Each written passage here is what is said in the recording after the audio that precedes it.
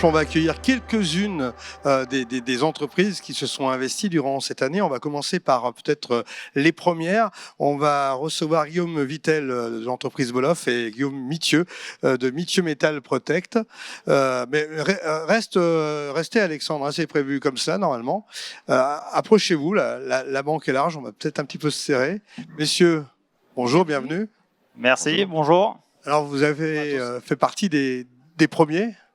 Comment ça s'est passé? Parce que j'imagine. On a fait partie des premiers au tout début en 2019. On devait être une dizaine d'entrepreneurs qui avaient envie de travailler sur ce sujet-là. Mithieu Metal Protect maintenant a toujours été fervent acteur de l'inclusion. On a signé le premier contrat aidé de Savoie il y a une quinzaine d'années, je ne sais plus. À Chambéry-le-Haut, on a toujours été en partenariat avec les GEC, après avec le SCATM, avec tous ces organismes-là. Et c'est vrai que depuis, on va dire après le Covid, le dispositif a beaucoup accéléré avec la mise en place de réunions, de thématiques, et diverses et variées. C'est vrai qu'on y prend beaucoup de plaisir à venir et on apprend beaucoup. Alors vous êtes un précurseur, même avant la création du club savoyard, il y a un an.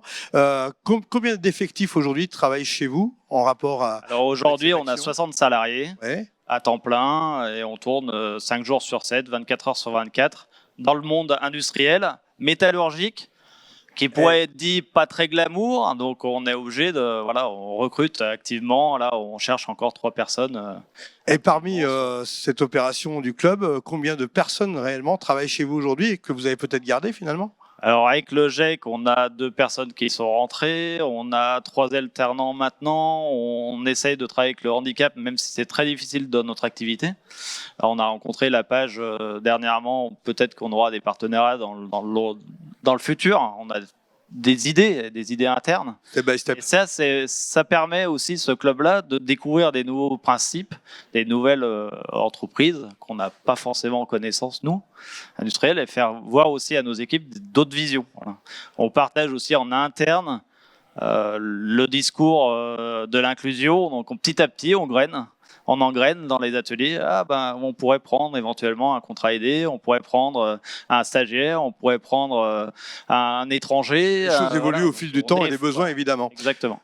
Guillaume Vittel, pour vous, c'est pareil. Vous faisiez partie des premiers. Vous avez un certain recul, pour ne pas dire un recul certain aujourd'hui. Qu'est-ce que vous retenez de cette première partie des entreprises s'engagent? Comme le disait Guillaume et les autres, c'est vrai qu'il y a quand même le coup d'accélérateur depuis l'année dernière, et je pense que c'est vraiment, vraiment important. C'est ce qui nous motive.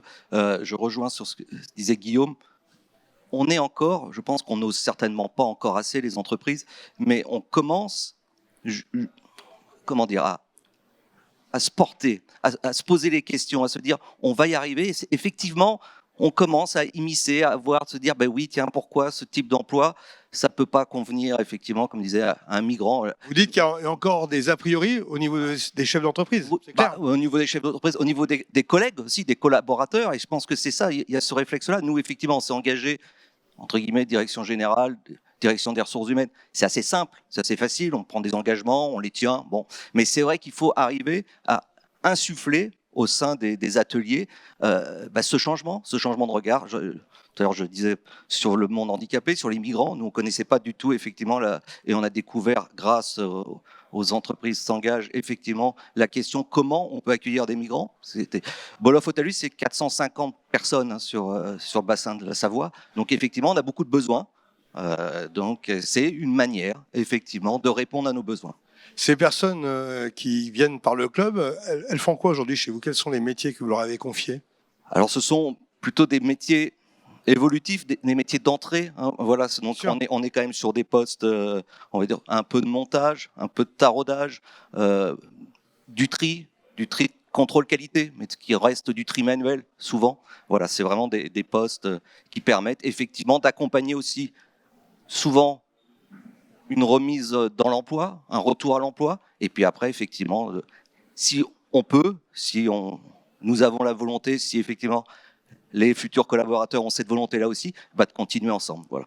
Et vous avez des bonnes surprises, des gens qui vont peut-être un peu plus loin que ce que vous leur avez confié au départ? C'est vrai. Oui, Ils reprennent confiance grâce à vous finalement.